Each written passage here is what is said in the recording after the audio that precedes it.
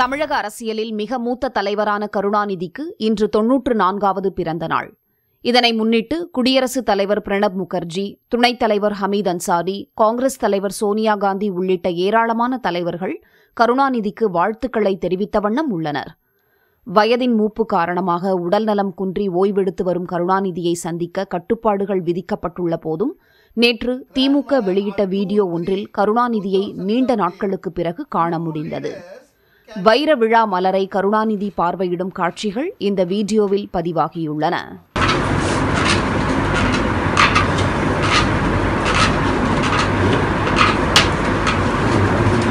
சென்னையில் திமுக தலைவர் கருணாநிதிக்கு நடத்தப்படும் சட்டமன்ற வைர விழா நிகழ்ச்சியின் மேடை தலைமைச் செயலகம் போல வடிவமைக்கப்பட்டுள்ளது.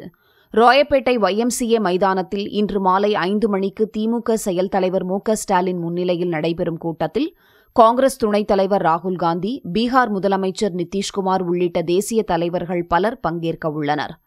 இந்த விழாவை பிரம்மாண்டமாக நடத்த ஏற்பாடுகள் செய்யப்பட்டுள்ளன. விழா மைதானத்திற்கு 5 அடுக்கு பாதுகாப்பு போடப்பட்டுள்ளது.